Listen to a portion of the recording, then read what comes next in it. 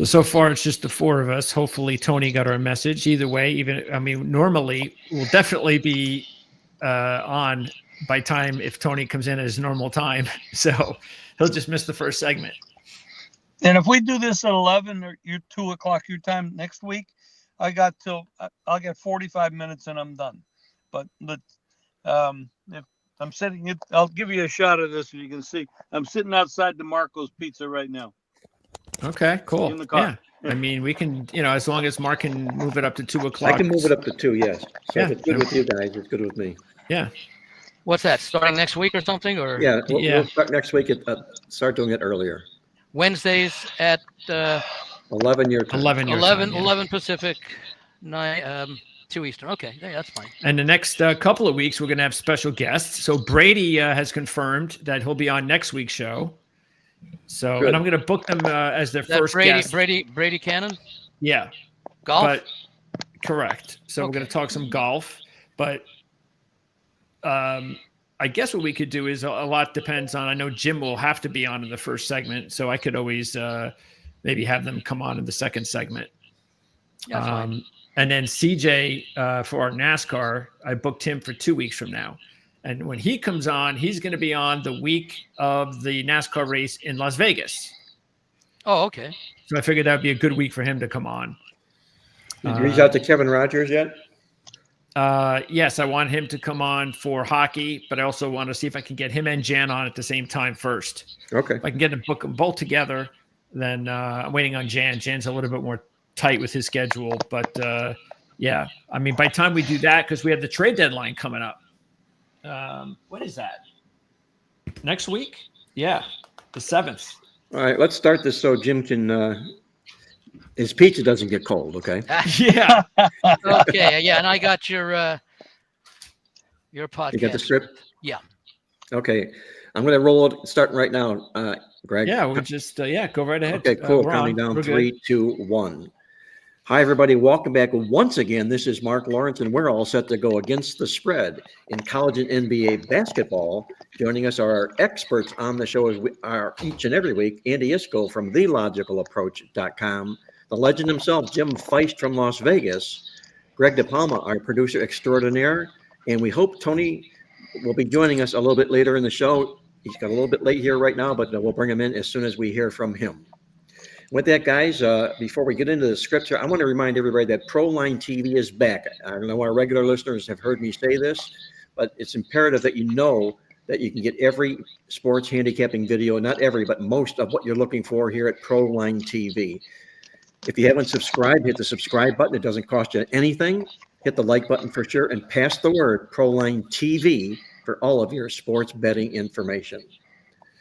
With that, let's get into our opening segment of the show. On the show this week, we're going to preview college basketball, NBA first, and with college basketball, let's talk a little bit about, if we can, the Ken Pomeroy rankings, guys. And I want to ask you, do you feel that they're really a useful tool for handicapping? Because I know a lot of the lines reflect a lot of his numbers. Andy, do you use the Ken Pomeroy rankings any at all for your handicapping? Yes, I do. I like to compare them with the numbers that I put up, but I also like to look at the individual categories and where the teams that are playing each day rank. I use the fan match chart that they have, and also the overall rankings, just to see the categories that I like to take a look at and how they match up, just to either confirm play that I'm looking at, or perhaps give me reason to pause and perhaps even back off a play. And possibly I'll find a few things as I'm going down that I hadn't really had much of an opinion on. So I find it a very useful tool. And yes, I do notice that for the most part, their predictions are within a point and sometimes right on the actual line. So I don't really use it for that handicapping purpose, because I'm expecting it to be close to at least the opening point spread, but I will use it for looking a little further into matchups in certain categories. Let me say this. I used to use the Sagarin numbers religiously, especially when the NCAA basketball tournament came around, and there was a staggering handicapping edge to the Sagarin numbers when you found a game that was 3 points or off in Sagarin's favor. Those games beat the spread nearly 60% of the time on the blind, but they're no longer accessible. So it's now Ken Pomeroy. He's the king of the numbers right now. And I'm like you, Andy. I absolutely have to refer to Ken Pomeroy before I make a move in college basketball. Jim, do you utilize his numbers any at all? Well, I've always had a problem with the numbers being so close to the line. Actually, I always Yes. felt that maybe Pomeroy was actually making the line. We're so damn close, so it would not give me an edge. But what, as Andy said, if you can dig into the other categories, I've found that there's other people out there that make, and I'm not the only one talking about this, but there's a guy named Tarvik. I think it's Tarvik. Brett Tarvik, I Tarvik, think. Yeah. Tarvik, yeah. yeah. And then there's a Massey, and then Yep. there's a Dunkel. These are all people that make numbers. I mean, I make my own numbers in my own Fast Facts report, but it's a different way of doing it. But all of these people have a different angle at it, and you can get very confused because you can get different answers from different directions. It's just a matter of, with me, it's eyeballing it. I watch a lot of the games and see how they match up, and then I particularly try to, especially, I mean, college. I mean, the pros are the same thing. They all depend on the 3-point shot, except for a few teams. And like the other night where Florida went off and hit the 3-pointers like crazy and just blew somebody out.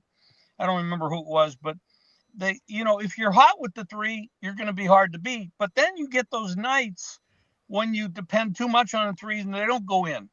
And then you have, an 11-point favorite that loses by 30.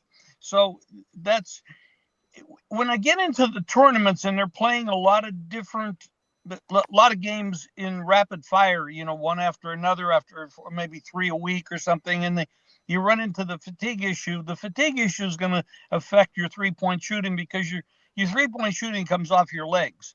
You have to have strong legs and you have to have stamina. So I kind of try to fade situations like that.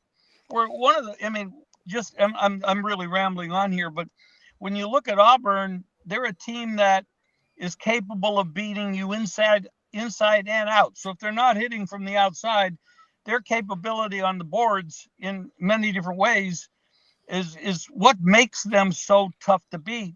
I look at Houston pretty much the same way with Calvin Sampson. They play good defense. They play offensive and defensive boards.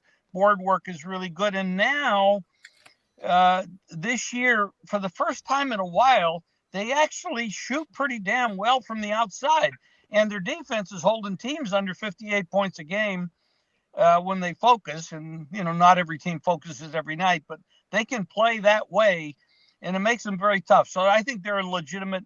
I rank them Auburn 1 and Houston 2, or even 1 point, 1A.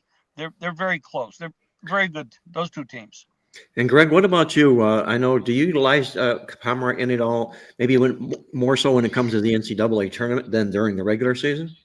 No, actually, I don't. And I was just browsing through here because I love all of this stuff. I think they're all great handicapping tools. No matter how many you use, all of them. Matter of fact, I told Jim the other day, I think just yesterday, that I want to get his formula on our show. I want to see what his formula looks like. So we can get it on just like this, and he could explain to us what the differences are between his formula and the way, say, Ken Palm does it. But like here, I'm just looking at the first thing, and I don't really know much about this, but I'm looking at it for the first time, and I'm seeing Gonzaga here. So there's basically what they're saying is, with all of this information, that they have Gonzaga as their 9th best team in the country. Well, a lot of what he does in putting his numbers together really slant towards strength of schedule, and they come out of a soft conference. And I think that's why he doesn't fall in love so dearly with teams like that. My initial reaction, Andy, do you think it the same way? Yeah, exactly. That strength of schedule is important, but I tend to look at, in fact, the most important thing that I will look at, especially when it comes tournament time, is the quality of losses. Not so much the quality of wins, but the quality of losses. And are they losing to teams that they should normally have beaten? Did they cover the spread in some of those losses when they were underdogs? Because I want to know if I'm getting, especially when you're talking about significant changes in strength of schedule, which we all know about. When a MEAC team goes up against a team from the Big Ten, we know there's a big schedule difference. So I want to see, for example, how the MEAC huge underdog has performed when they've stepped up in class, which is usually back in November, December, which is, by the way, the other problem. It's so long ago, and the teams have changed since then. But I at least want to get an idea of certain things. So handicapping with the numbers is important. But I do like to, for example, I'll say one of the things that I always look at when I'm looking to back let's say a small favorite, let's say a favorite of 4.5 points or less. Do they have an edge at the free throw line? But more importantly, what is their free throw percentage? Because at the end of the game, if the game is playing close to form, they're going to have a small little lead, and the opposition with a minute and a half to go, it's going to start fouling, etc. Then look to take 3-pointers to catch up. Can the team that I'm backing, because they're the better team, at least in theory, and record probably as well, are they able to make those free throws so you can't trade 1 for 2 or 2 for 3? Well, guys, we're up against what we would call the 24-second clock because Jim has to get out of here. And he's doing the pizza show. It's a wildly popular show that he does live in Las Vegas. You can watch the pizza show here on our network, Proline TV. He brings a host of guests, just a prominent guest in Vegas. So you want to check that out. Jim Feist doing the pizza show here on Proline TV. And Jim, before I let you go, the NBA basketball season, there's some teams right now that are sitting on the bubble. Contenders or pretenders. Is there anybody on the bubble right now that you would either count in or count out or toss, per se? Well, I mean, right now the Suns are in dire. I don't know what the hell they're doing, but they've just 9 and 11 losses. I don't follow pro basketball as much as I do college basketball until we get down to the end, because that's when you really start getting close to 100% effort from what I think is the greatest athletes in the world that decide that they can't play 80 games a year, but even though they're getting 40 million. But it kind of pisses me off. It's kind of the sore spot with me. But right now the Suns are looking out on the outside. Of course, we got Cleveland. You got Oklahoma City's playing really great records. Boston, of course, defending champions. They're certainly not bubble teams, but I got to look at this Laker situation where how the hell they ended up with Luka. I guess it was an issue. He's got a $70 million a year 5-year contract that's possibly coming up, and I don't think they wanted to commit to that for whatever reason. I don't know what the reason was. I don't have an inside track on it, but and I think if anybody does, it's probably Tony, who gets really good information on stuff like that. But I think the Lakers are for real. The West is not that strong. And when you start putting LeBron and Luka together, and LeBron knows he's down near the end of his career, of course, and Luka's 25 with amazing talent. He's not always in great shape, and everybody gets hurt. So I mean, he does have some of those issues. But when you put those two guys together on the team, and you got some other people on the team that play pretty well as well, that West is very weak, except for Oklahoma City. They could sneak in there and be very dangerous with those two guys. Now the East is much more powerful. You got to look. I mean, Cleveland's for real, and of course the Celtics are for real. So you can throw the Sixers out. I know that they were thought of well at the beginning of the year, but they're a disaster. They're probably in tank mode at this point. So I don't know if that answers the question, but there's some of the insights I have. I wanted to bring up something. I still have about 10 minutes. Sure. Last night, that I wanted somebody's input on this. Now, I know this is a one-off game, and you can throw it out for a lot of different reasons. But Florida, who's considered one of the best teams in college hoops, plays Georgia, who's not considered all that good. And they just didn't show up. Now, they made a run in the second half, made it close, and could have won the game. But we've had a number of those kind of situations where top teams go into the game either close to even or pick them or even 10 or 12 point favorites, and they get blown up by 30 or 40. What do we lay that off to? Because in past years, and we've all been doing this for so many decades, what do you lay that off to? What is that? Is that coaching or is it attitude? What is it? Greg, what do you think the reason is for that result of that Florida-Georgia game? Jim's talking. At this time of year, and I know that you can go back to the Iowa State Kansas State blowout, but Kansas State did eventually go on a run there. I think at this time of year, because Jim and I touched up on this a little bit on our college basketball talk last night, is that we're now at a stage handicapping wise, it's really tough because you don't know which teams just don't really care because they're looking forward to the tournament now. They're already in. It'd be nice to seed, but just like we talked about before with seeding in the NFL playoffs, oh yeah, they care. Well, nah, they really don't. So if they don't care about seeding in NFL playoffs, I can imagine college basketball kids they don't care at all about where they're seeded in the NCAA tournament. So I think they're just looking forward, especially if they're Florida, big favorite against Georgia. That team ain't going anywhere. We don't care. We're a favorite. So why do we have to show up? So it's not surprising, but that makes it very, very difficult when you're trying to handicap games. But you know what? There are more than enough games to pick where you can just, instead of going with those teams that you might feel may just have an off night because they don't care, well, go with other teams. Go with other teams that you think do care. There's a lot of teams that are playing on the bubble right now that at least you should be getting their maximum effort. Well, I watched most of that game, probably 80% of it, including the beginning. I think Florida-Georgia is a completely different animal because it's technically a rivalry. Mike White obviously was the Gators coach. My point exactly. Good point, Tony. And Florida gets up for those games. Typically, they get up for Georgia. They just were flat to start the game, and Georgia was lights out. So it was a 20-point hole immediately. Florida actually led the game in the final 1 minute plus. They came back all the way back to the lead. I thought it was gutsy that Georgia was able to pull it out. And Bulldogs are on the bubble, so certainly they were the more motivated group. Than a Gators team that's probably going to be a 1 or 2 seed when all is said and done.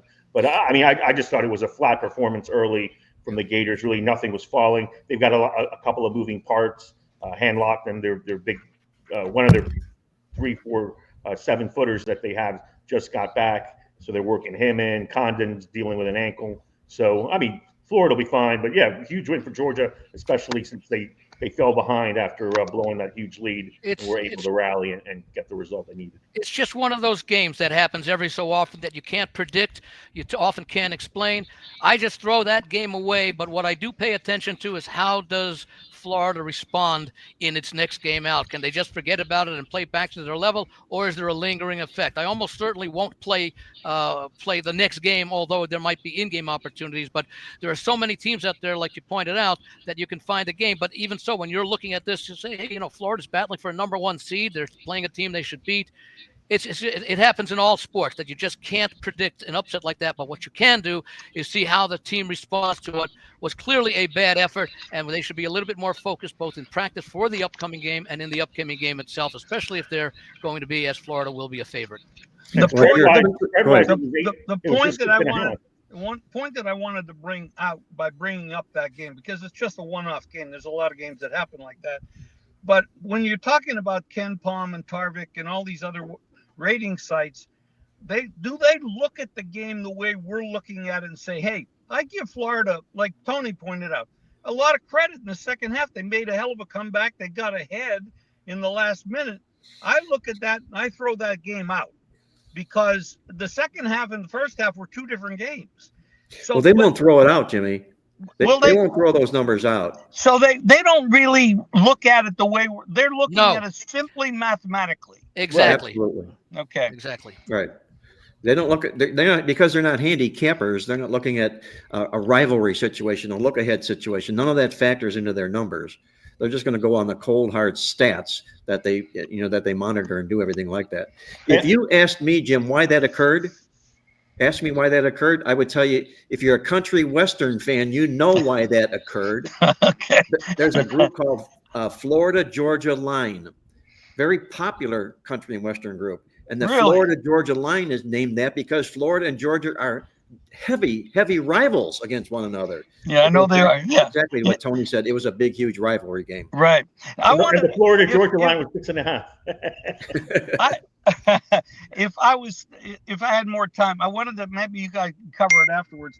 Mark, you've had a career of picking nothing but winners in so many different ways and using rivalries and teams that play each other often and things like that, coming off a loss, off a win, stuff like that. Today, when we don't have so many of those left because of the realignments and stuff, how you're gonna probably make some shifts. And the other day, You had a game with Kansas over, I think it was Colorado, and they beat the hell out of them. That was a great pick. And you had Missouri last night, and I saw that was another winner. But you're making a shift, I would imagine, because you don't have that depth of rivalry in the cases that you used to have it before all this realignment. So I'd like you to explain. The problem is I can't stay on to listen to it, but I will watch the show later. But I would like to know how you're doing that. I will let you know, Jim. You can check back later. But Okay. to me, it's all about situational handicapping, and rivalries are part of situational handicapping. Now, there not be as many noted rivalries today as there were in the past, especially in college football. Those are really, really just watering down. The rivalries are. But rivalry handicapping is a situational part of the handicap itself.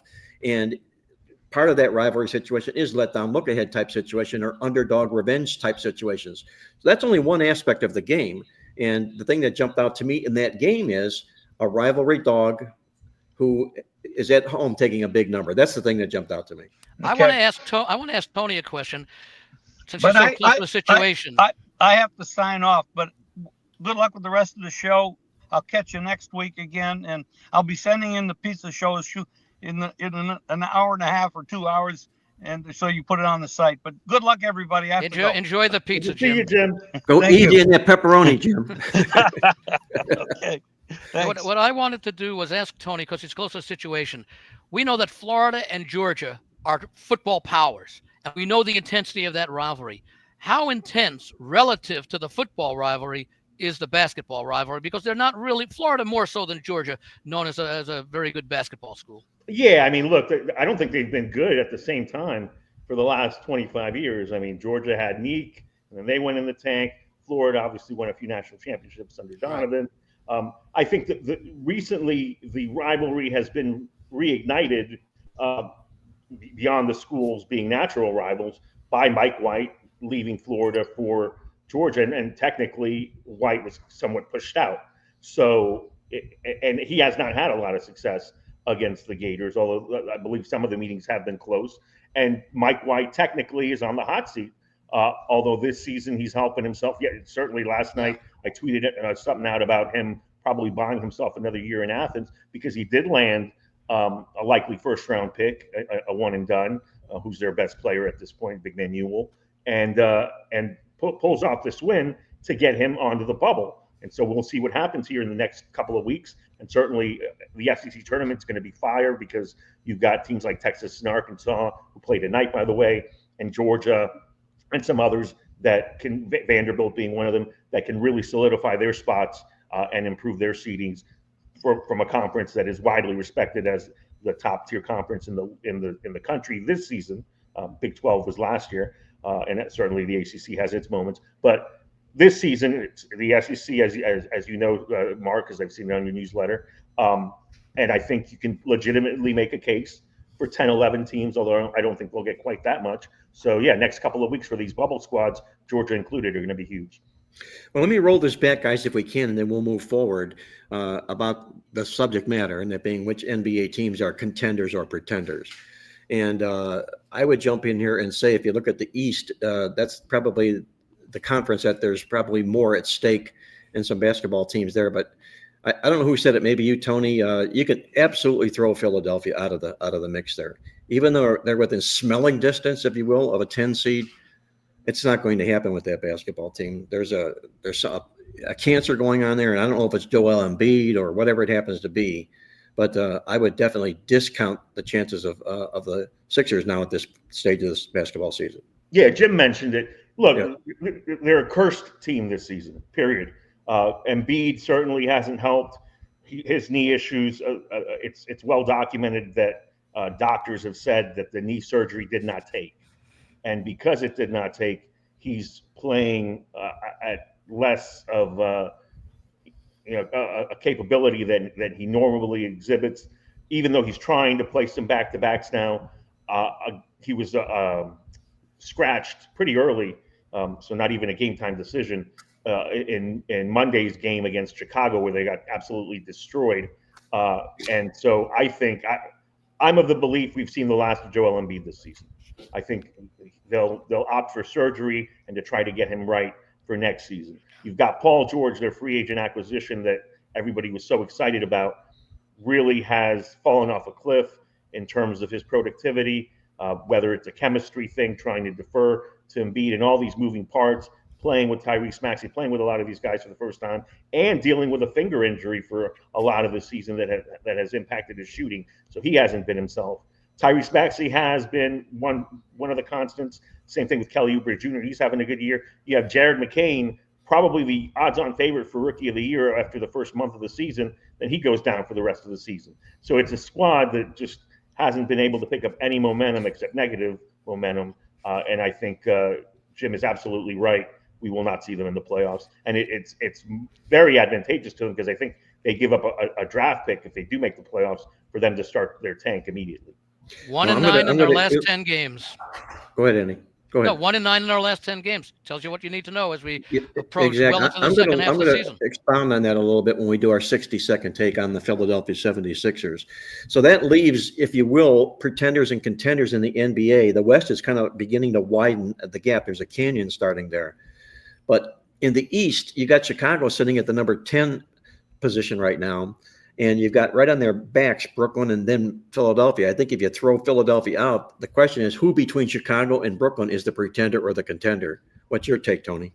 Well, Brooklyn is the team that's overachieving because they came into the season very excited about Jordi Fernandez, and he's outperformed expectations in getting these guys to play defense after about game 15. I mean, their defensive numbers have been a really pleasant surprise, and they're doing it with guys like Keon Johnson and Zaire Williams that really were first round busts in different places and have really started to figure things out. They kept Cam Johnson, who a lot of people wanted. He's going to be their leading scorer going forward. Cam Thomas, who was their leading scorer last year, has been out. They obviously traded Ben Simmons to the Clippers. So it's a team that is doing it by committee, whereas Chicago, right around the deadline, they were trying to get rid of Nikola Vucevic, couldn't do it. There was interest in Lonzo Ball. He stayed put. They obviously traded Zach LaVine, but didn't get to trade him for much. They actually got the draft pick back that they had dealt before in order to. So I mean, it's been a comedy of errors from Arturas Karnisovas and that front office, and certainly since the Jerry Krause blew up the Chicago Bulls back in the late '90s, it's been 25 years now of ineptitude from that front office, from Paxton, John Paxton, who was in the mix there for a while, and so it's a shame because the Bulls are one of the preeminent franchises in the NBA, but just a team that's going absolutely nowhere, and middling, which is the worst thing you can do in all professional sports, being a team that is on the cusp of making the play-in tournament, and then therefore can't help themselves in the draft, and really haven't done much in free agency either. Andy, anything more that you might want to put on the fire here with regard to the playoff bubble in the NBA that maybe we didn't talk about?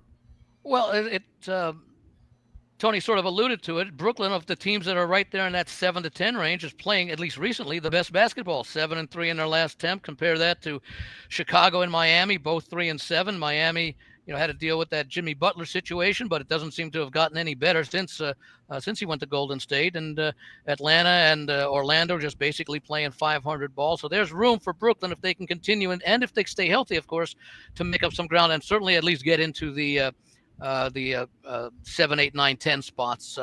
I've not been all that thrilled with the way Miami's been playing, really.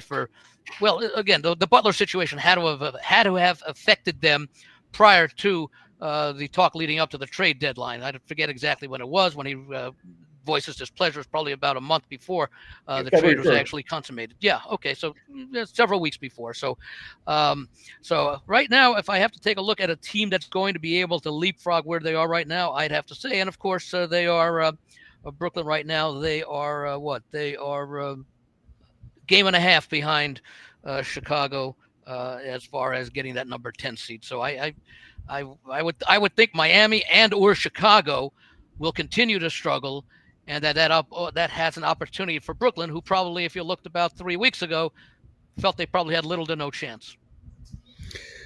With that, guys, let's move it over to football. We promised football talk from now until the football season begins each and every week. We'll throw little tidbits and vignettes of information that we've heard along to you here on the podcast. And Tony, I'm going to lead off with you about the National Football League franchise tags. They're going to be the big talk coming out about them this week. Can you roughly or briefly explain to our listeners out there exactly what a franchise tag is, a player is? I mean, it just gives you control to, I guess, buys you time in negotiations, and the players themselves hate it because in football, more than any other sport, it opens you up for injury and then losing out on a payday, where a team is giving you a franchise tag and paying you a fair stipend, but at the same time, you can't maximize your earning potential because you can't sign long term. It's basically a 1-year rental. I heard a lot of insight today, so I'm well prepared for football. Props to Pat McAfee. A lot of people don't like his show. A lot of people do. I find him entertaining, but he gets a lot of great guests on. And so they're at the combine, obviously Indy's in his backyard. So they had a bunch of guests on. They had Jim Harbaugh on today with the Chargers GM. And they had Schefter breaking down stuff. Schefter's of the belief that T. Higgins is going to get franchise tagged and he's going to hate it. And so the Bengals, I think, are the team that everybody is looking towards in this offseason as far as free agency goes, because they've got to pay Hendrickson, they've got to pay Higgins, and they've got to pay Jamar Chase. And only Chase, I think, is a lock to be paid. And Hendrickson, I think, went on McAfee yesterday. So he's been on a roll with guests, and in a very nice way said, well, either pay me or trade me. So, I mean, Cincinnati's got a lot of decisions to make, and I think one that ends up being a no-brainer, much to the chagrin of T. Higgins, is to franchise him. Do you think Joe Burrow will have a say in that decision, or do you think it'll all come from upstairs? I think it already has. I mean, I certainly you Final decision. You have somebody like Joe Burrow or Patrick Mahomes or any one of those high tier quarterbacks, a LeBron James type of character in your organization. You consult them, you keep them abreast of the situation, but ultimately money talks, and these owners are the ones paying. So in essence, Andy, if they franchise T. Higgins, Joe Burrow gets his wish in that he will play with him this year. Had they not, maybe he would have free agented out and gone elsewhere. So is that a good thing for Joe Burrow that T. Higgins is being franchise tagged? I would say yes, only to the extent that they've already come out and said they want to make a significant deal to keep Chase on the roster. So you can't do both pretty much with the salary cap implications. So I think what Burrow is probably thinking and counting on, Higgins gets the franchise tag, Chase gets the contract. Next year, Higgins gets the contract. There might be some informal discussions with Higgins to let them know, but of course they can't be. They have to be extremely informal, okay, like the kind of talks you would have if you're standing in the men's room next to each other, that kind of thing, because we don't want any sort of quote-unquote tampering type implications there. But if I'm looking at the Cincinnati situation, I'm saying that Chase gets the extension this offseason, Higgins gets his next offseason. And Chase was in this situation and was extremely unhappy about it, but went out and won the receiving Triple Crown anyway. And I think these guys have A, pride, and B, they want to produce for the next contract. And so if you stay healthy and stay productive, I mean, that's really from the Bengals standpoint, they know T. Higgins is going to show up and play. So if they franchise him, and I would imagine in the pecking order, it's Chase, Hendrickson, Higgins. Yeah, and these guys are right in the prime of their careers, probably a little bit, couple of more years before they even reach their prime, because of Burrow's only been in the league, 5-6 years, something like that, and maybe not even that long, and Higgins and Chase a little bit less than that. So, I mean, Cincinnati's primary goal this season is probably, two. Number one, get a contract that Chase is satisfied with, and work on that defense. Greg, let me ask you this before we move over, if we can, to the college football side of things of what we heard. Your feeling on the franchise tag, and if the player is franchised, didn't want to be tagged, can it fracture the makeup of the football team? Not the team itself, mostly the relationship with the player, definitely. But that just depends on if they actually go into the season. Because if they go into the season and they're tagged, they're never returning. That's just, I'm not even sure if any players ever re-signed with the team after they were tagged for 1 year. Usually what will happen is they'll use it as a means for negotiation. So then you can just go in, buys you more time. And in some of these circumstances, it works out. And you're tagged and you go into a room and you go, see, this is what we told you would happen. It happened. We weren't lying. It wasn't a threat. If we don't now come to an agreement, this is what's going to happen. And then all of a sudden you come to terms. There's a signed deal. A couple of days later, everybody's happy. But if a player gets tagged and he plays under the tag for the year, it is a very small percentage that player will ever want to re-sign with the team again, because that's like not a good thing. It's not a good way to have a relationship at that point in time. So yeah, so I think that, but as far as the way the league has it, I think it's look, it could be beneficial to the Bengals. I mean, I think worst case scenario is they like, I agree with you guys that Chase is going to get the extension. I don't see any reason why they would trade Hendrickson. That'd be stupid. And then if you have to, you tag Higgins. And then, if Higgins, we can't bring him back next year after he's tagged and he's just bad blood, then it's bad blood and you move on. It just buys you another year, though, where maybe you can go out and get your Higgins replacement. And if I'm Higgins, by the way, let me just point this out, that in a situation when a player is tagged, it should result in a hometown premium rather than a hometown discount. In other words, he goes around shopping his services, and let's say the Giants make an offer to him. Higgins would say, okay, give me a 5 or 10% increase and I'll sign with you. So I think that's the costly thing that a lot of players should be thinking about, because if the team isn't showing them loyalty by franchising tagging him instead of giving him the contract, why should he show loyalty by saying, I'll take your offer even though it's the same of another team that really wants me?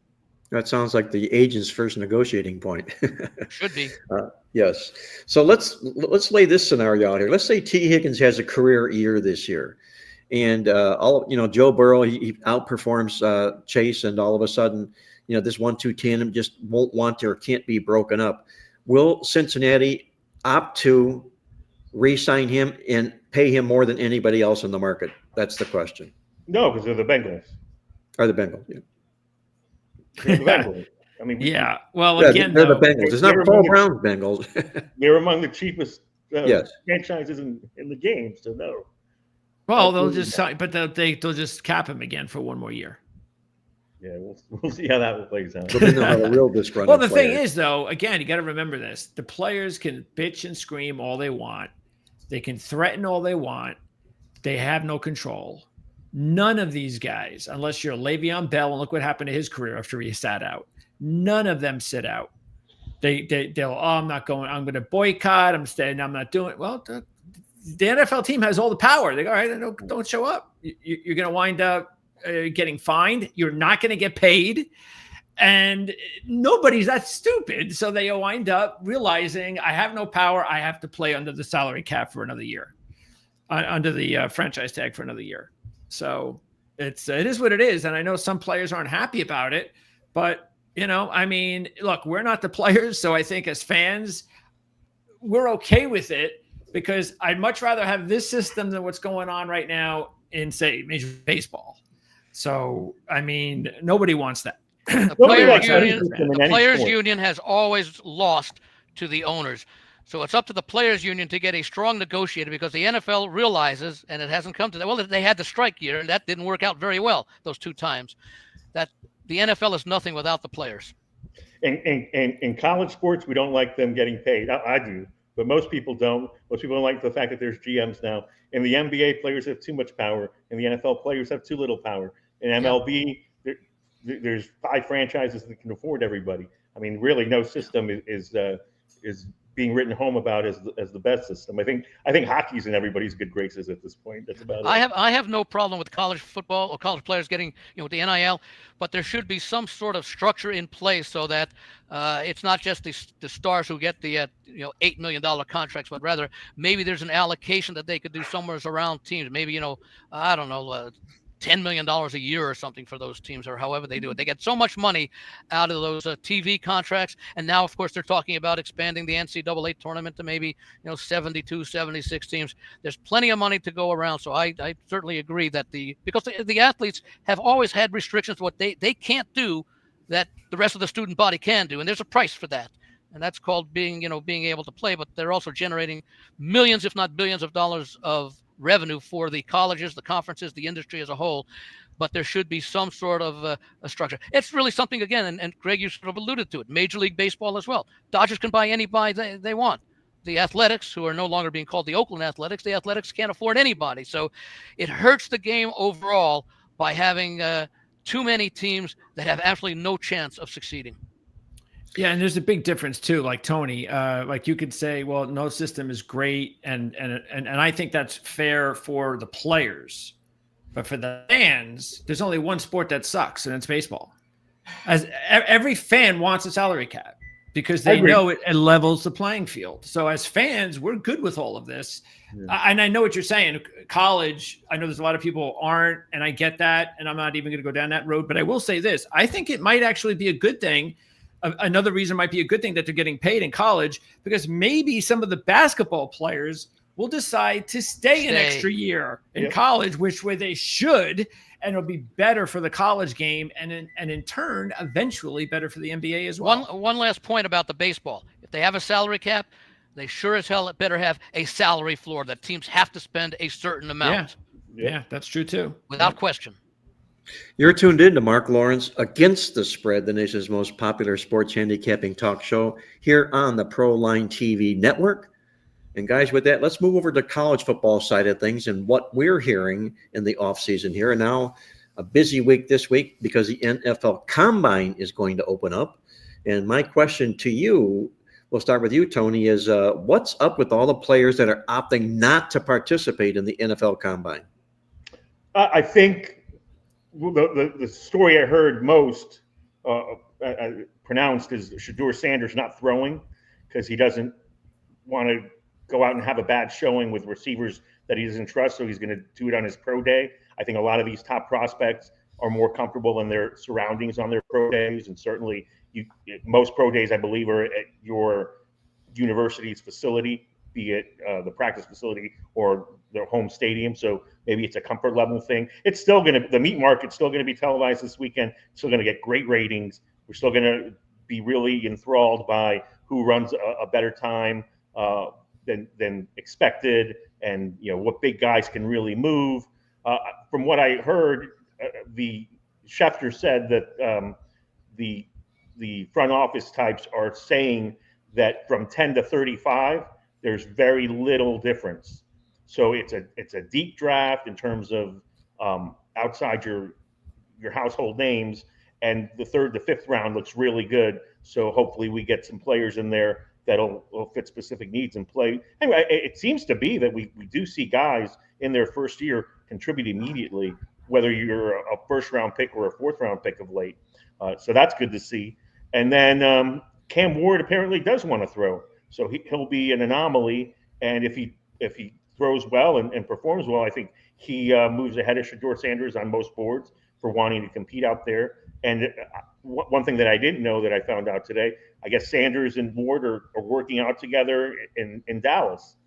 So that's interesting. I'm sure there's some rivalry there because both want to be the first quarterback off the board, and we'll see what Tennessee does. I think Tennessee should go with Abdul Carter because pass rushers, to me, not quite as important as quarterbacks, but when you have somebody like Carter that you can plug in, and you have a young quarterback in Levis, unless they're already done with him in terms of having seen enough, I think you give him another year and go Carter, and then the draft starts at 2 with the Cleveland Browns, who I believe will take a quarterback. We'll just see who it is. Greg DePalma, you're really tied in tight, if you will, with ourlads.com. You do a lot of terrific work with them, especially helping them prepare with their draft guide, which is absolutely the best draft guide you can lay your hands on. And I would encourage anybody out there listening, go to ourlads.com, check out the 2025 NFL football draft. It's a must-have if you're a real serious NFL football fan. So, Greg, let me ask you this. They're talking about players like Cam Ward, Shedeur Sanders. Do you feel that either there's a quarterback in this draft maybe that will or will not participate in the combine that could possibly be the first pick of the draft? Quarterback, did you say? Quarterback, yes. No. No. At this point in time, I think this is not a surprise. Is all of a sudden we're starting to hear more and more that Ward and Sanders are starting to slip. And the reason they're starting to slip is what we've known all season, that they're just not worth it. They're just not that good.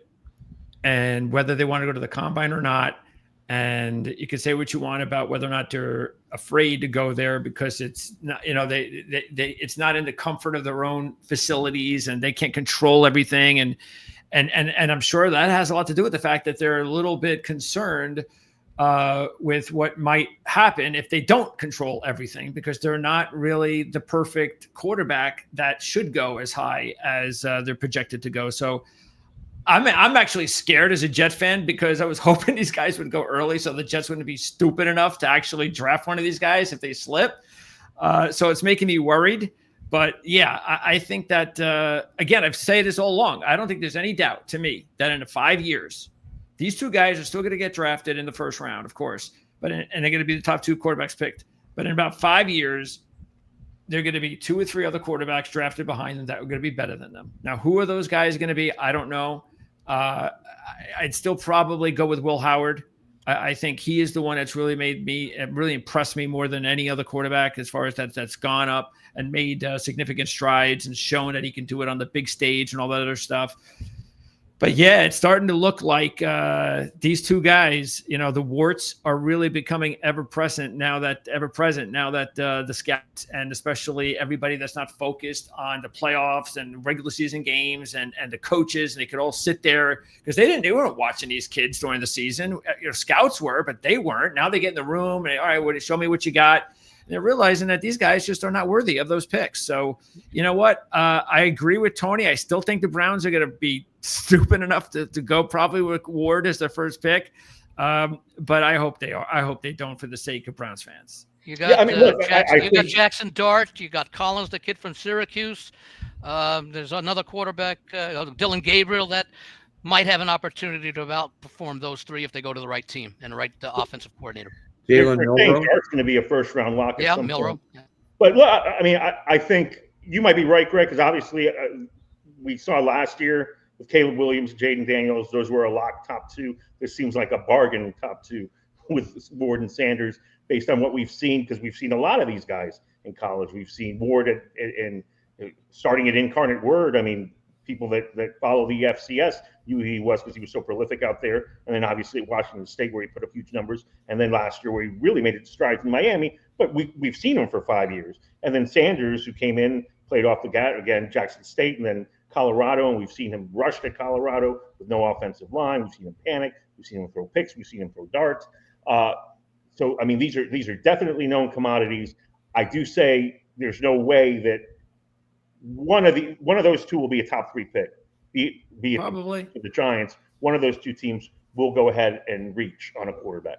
So Andy, let me ask you this question: if these guys who opt not to go to the combine, I guess their fancy now is having their own workouts, private workouts per se. How does that fit into the eyes of either a general manager or a scout when they're scouting them in a private workout? Are they looking for certain things that maybe perhaps they would not have found in the combine if they do a private workout?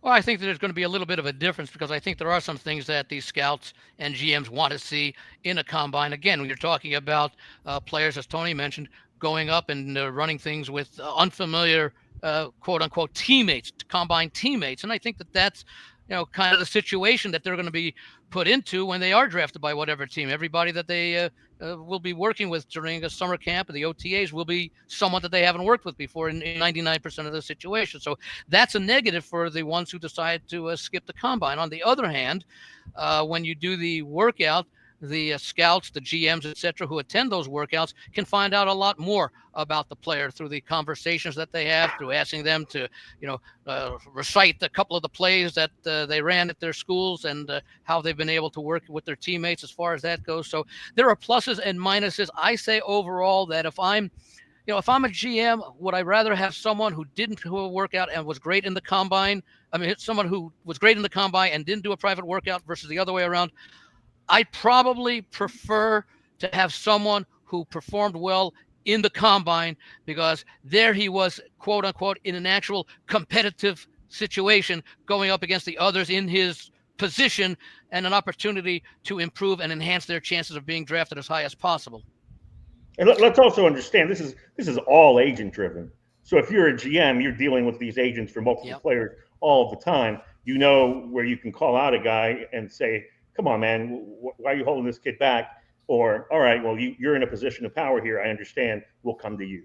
I think nobody's going to hold these instances against the players, because it's negotiated and it happens every year. Greg, let me ask you this question then. If these players who are opting not to go there, some of them with quasi injuries, they're saying, has there ever been a player that was invited to the combine who also opted not to have a pro workout day that was not injured? Does any player come to mind? You'd have to be a lock number 1 or number 2 pick. Yeah, I mean, it would have to be one of those superstar. But even at that point, most of them at least will do some throwing or something like that at a pro day. Maybe they'll just throw. But again, because I do think that does play into what you're saying, Mark, that this is important. Like, I was listening to Aaron Glenn, the Jets' new coach, talk yesterday at the combine, and he talked about, look, it's important. What I'm looking for more than anything are winners. And isn't that to me, that's kind of what that is. I would think then a guy like Aaron Glenn, I'm sure there are other coaches like that if they're looking for winners, I'm not so sure they would put a winner as somebody that would feel that they have to hide their talents because they're not confident enough in those abilities. That doesn't mean that other general managers won't pick them, and I'm fine with that. I have no problem that you skip this, skip that. We're going to take you, but there are going to be a lot of GMs and head coaches in the NFL that'll mark them off their boards. A lot of good subject matter here, guys, both on the college and the NFL side of football. We'll be talking more football on the show next week. With that, I'm going to hand it off to you, Greg, when we do our 60-second takes, if you will, and also when you do your viewers' feedback, if you will. With that, I'll turn the ball over to you, Greg. Yeah, what I'd like to do first, actually, before we get into our shorts, I was taking a look at a recent sports chat with Mark on the Coffee Club email, and Zach Hinckley from Ohio wanted to say, isn't it about time the NFL nabbed the tush-push play in the butt? Not only is it unfair, it looks more like a rugby play than a football. And I then took notice of a recent comment from head coach, Eagles coach Nick Sirianni from the Combine. He addressed a proposal to ban the tush-push, and he called the effort unfair. Sirianni said the Eagles work really, really hard on the play and said it would almost insulting to suggest that it was automatic. NFL Executive VP of Communications Jeff Miller said in December of 23 that nothing notable was concluded from the league's study regarding potential increased injury risk due to the play. All right, well, as far as the injury risk thing, isn't it funny how all the NFL seems to care about nowadays when you get into all these rules, at the kickoff rule, the injury risks? And I mean, that shouldn't be the reason or not the reason why that they banned the tush-push, but that's the NFL for you. And former Eagles offensive lineman Jason Kelce, the player quite literally at the center of the play before he retired in March, previously said that he believes Philadelphia will find other legal ways to pick up short yardage should the push be banned. And yes, I'm sure they will, Jason, and I completely agree with Zach. That's why I wanted to bring up Zach, because that's exactly how I felt. I'm sorry, but this, to me, it does look like rugby. And this is the NFL. It's football. I thought it was cool for a little while. And we've had little cool niches before in the NFL that have been, okay, that's kind of cool for a little while. And then it gets old. And then the NFL says, can't do it anymore, move on, or, let's put this in. So, teams frown upon then going down that road anymore. And it has to happen. We don't want this isn't entertaining. I mean, if you can't just hand the football off, that's football. Is handing the football off, letting the offensive line go mano a mano against the other offensive lineman, and seeing if the running back can evade tackles and get the first down. That's the end. That's football, not this tush-push rugby style thing. I hope they get rid of it. Well, I think the answer to Andy, that let me is. ask Andy this question. Go ahead. I was going to say the answer to that, and we've seen teams do it.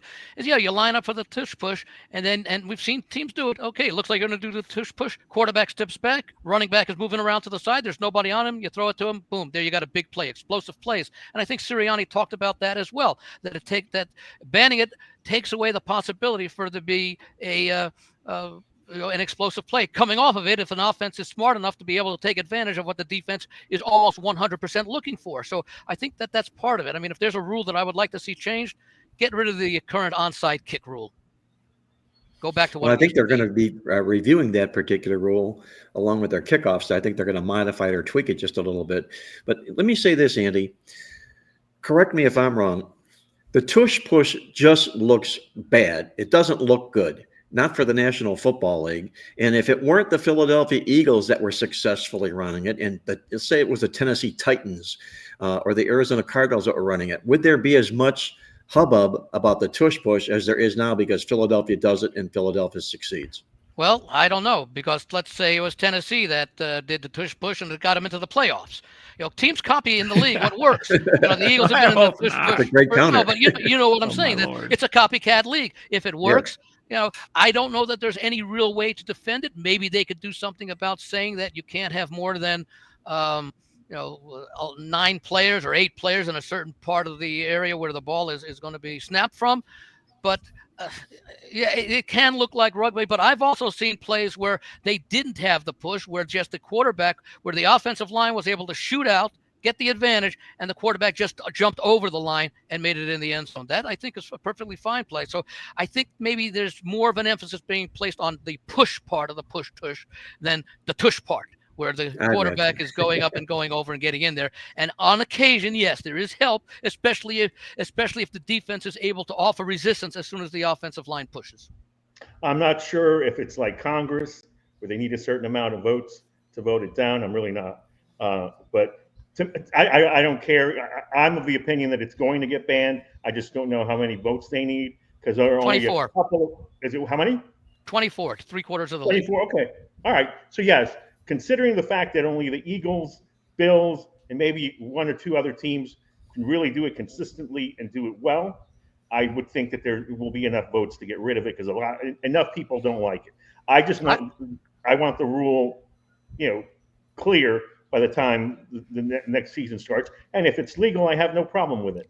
I would like to see the teams that have trouble scoring in those situations vote in favor of keeping it there, because then they could work on it and find out what Philadelphia is doing that makes it successful. Because those are the teams that Jalen Hurts that leg presses about 500 pounds and squats and all that. Yeah. But the point is, a lot of these teams do that in short yardage and fail miserably.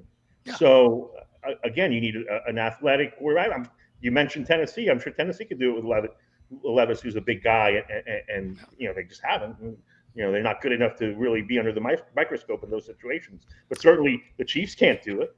Anything that a sport does to take something away that shouldn't be taken away, I disagree. I'll go with baseball. I never felt they should do away with the shift. Why? Because when you give something up by shifting over to one side of the field, you open up the other side of the field, and the players should be able to take advantage of it. Same thing with some of the rules in football. Well, let's go back to the old days in the NBA when they outlawed the zone defense. Well, you give up when you do the zone defense, you give up other opportunities. So I don't like the idea of teams of leagues saying these plays can't be done. Yeah, you want to outlaw 12 against 11? Absolutely. But if it's 11 against 11 or 5-on-5, depending on the sport, teams should be able to do what they want. Now, maybe in football, you don't want 6 people in motion on the offense. That might be a little bit unfair. But for the most part, when you take something away, strategically, you open up other opportunities for the opposition to take advantage of what you've just given away. Was it the Commanders or the Rams that kept jumping on? It was the Commanders to try to prevent it. Yeah, that made it it was almost that made it a joke. comical. Yes. I guarantee you, if they continue doing this, some coach is going to come up with a way to embarrass the league by doing something. That's exactly what happened. It was embarrassing. Yeah, and from that standpoint, I think it gets enough votes to be voted down. And a reason why I think that it does, look, if this was going on 20 years ago, I may not be that much more against it. Part of the reason is you're talking about, Andy, about, well, let's practice this and make it better and so forth. Man, the teams nowadays, and we've talked about it all season, are not nearly as good as they were years ago because there's so limited practice. And then we got to take these guys out of what should be normal practice because they need more practice to practice the tush push. I mean, just there's so many limited time we have that we have to spend time on that. So I think it should be about, look, we have a bet. That's why Mark and I talked about it last week. Tony was here. You weren't here, Andy. We talked about the article that came out. Someone wrote the article, CBS Sportsline, about the best NFL teams since 2000. And this guy wanted his belief was that the Philadelphia Eagles that just won the Super Bowl was the best team in the NFL that won a Super Bowl since 2000. When we have been talking all year about how bad the game is, and it needs to get better, but it's not going to happen, unfortunately, because they're never going to go back to more practice, because we know more practice makes more perfect. But anyway, I don't know what you thought. I don't know if you caught that article yourself, Andy, but you weren't here last week or had a chance to possibly chime in and give your take on who you thought or think might be the best Super Bowl team since 2000. Oh, gee. Some people are the best Super Bowl team that won the Super Bowl, because you could still argue the Patriots of 2007 was the best team that's played in the Super Bowl, just didn't win that day. Sure, you're basing on one game, but I just find it hard to say that this Eagles team is the best team since 2000. I like that Ravens team that won, I think, the 2000 Super Bowl against the Giants with that outstanding defense and who was it? Trent Dilfer at quarterback. I thought that was a pretty good team, pretty well balanced team. Okay, so let's go into shorts, and we're going to start with you, Mark. So what do you got for us as far as shorts? Are we talking college or NBA? We're going to go to the NBA. We're going to talk a little bit about the Philadelphia 76ers, counting down 3, 2, 1. And I want to say this, guys, there's no doubt about it. We talked about it earlier on the show. The Philadelphia 76ers are a mess right now. Look at their record. They're 20-37, and just 10-20 at home. That's even worse.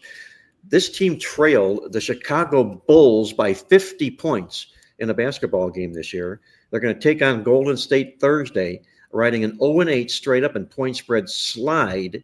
They're just 7-17 this year against winning teams. Compare that against losing teams. They're 9-18 to the spread. So they don't even step up against winning or losing teams. It doesn't even seem to matter. But when they face Golden State, who they lost by 34 points to earlier this year, and this Golden State team looks all revived now with Jimmy Butler, although he was suspended today, but he'll be around come playoff time. But Jimmy Butler is still being Jimmy Butler, not showing up for practices again. One big reason Miami does have him. I just say put Philadelphia on your fade list right now. All right, that Jimmy Butler thing took you over by a second, but I think I could edit some of that out. That was a good one, Mark. So that's against the 76ers. Against the 76ers, yes. Okay. By the way, I guess I got to ask you guys, how in the world, look, this is good. Again, I don't follow the NBA, as I mentioned many times before, as much as I have in the past, the last few years. But I would think it's a good thing. Parity was never, we just talked about how when we went over the NBA champions list a week or two ago and tried to find some low seed. And I don't know if a low seed has ever won an NBA title. Maybe we have to go back 50 years.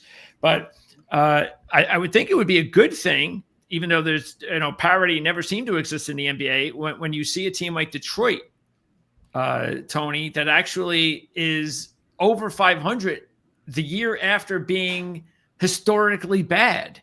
That kind of thing doesn't, I don't remember that happening very often in the NBA, that you can change the success of the fortunes of your team in just one season. I mean, it's not overnight. I mean, it's been, I think Bickerstaff gets a lot of credit for it happening on his watch in year one. But I mean, this has been an ongoing thing of having Kate Cunningham blossom into an all-star, which has been the driving force behind their surge this season. And they the culture has also brought about Jalen Duren as a legitimate center, and he's a solid rebounder. But I mean, they've added some vets. They've got Malik Beasley, who's one of the better 3-point shooters. But I mean, look, a lot of these teams are still trying to reach that level, organically.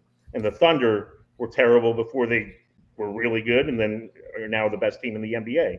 So I mean, it's a natural progression. I think that's what Detroit ultimately wants to, where they want to get. The Eastern Conference is brutal because, as Mark is throwing correctly, the Sixers on the tanking heap. You've got about 4 or 5 teams that are legitimately tanking in the Eastern Conference. So whoever does get into the play-in, it's almost by default. I mean, you mentioned Brooklyn and Chicago in the race for 10. Both of those teams, I think, if you ask them, would rather miss the playoffs than be in the lottery. And the West is far more loaded in that the teams that are going to be 11 and 12 and miss the play-in are legitimately trying. I mean, Phoenix is in that boat right now, and Matt Ishbia, their owner, would give anything to have his team in that mix. So 2 different conferences, 2 different scenarios. But what the Pistons are doing this year, one of the feel-good stories in a league that needs them, quite frankly.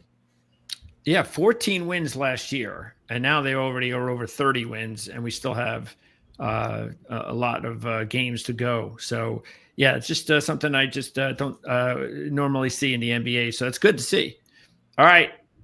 Mark, where did you see Jimmy Butler suspended? I don't see it anywhere. I read that just before he came online, guys.